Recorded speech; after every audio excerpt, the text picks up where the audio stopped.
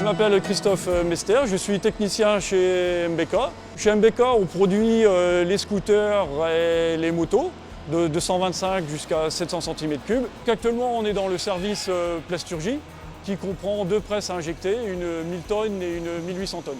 L'injection plastique, en fin de compte, c'est de transformer des granulés de différentes matières. Les granulés sont chauffés, fondus. En fin de compte, ils sont chauffés comme dans une grosse seringue. Vous voyez, ces granulés-là, ils sont aspirés il y a là-bas un espèce de gros aspirateur qui envoie ça dans la machine. La matière arrive sous forme de granulés dans la trémie, descend dans la vis où c'est chauffé, fondu, ensuite injecté dans le moule sous différentes pressions. Le moule s'ouvre et le robot vient chercher les pièces. Donc là, comme vous le voyez, c'est les pièces qui sont finies, qui sont déposées sur le tapis. L'opératrice contrôle l'aspect final de la pièce, il faut qu'il n'y ait aucun défaut. Sinon, tout ce qui est petit défaut va réapparaître à la peinture et là, la pièce sera déclarée mauvaise.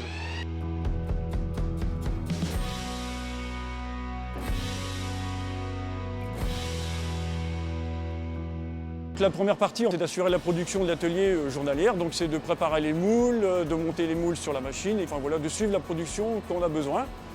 Ensuite, il y a une autre étape, c'est la mise au point quand on a des nouveaux projets, des nouveaux moules. Donc là, il faut élaborer un nouveau process, un nouveau programme d'injection, un nouveau programme de robot. Mon premier métier, c'était technicien d'usinage. Donc j'ai travaillé à peu près 25 ans dans l'usinage. Suite à l'arrêt de l'activité, je me suis recyclé à l'injection plastique.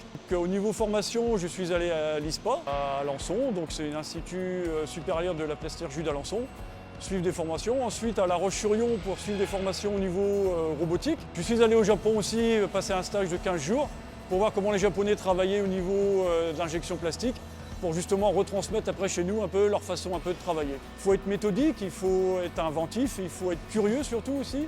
Voilà, c'est un domaine qui est très intéressant et qui est très varié. C'est un métier passionnant.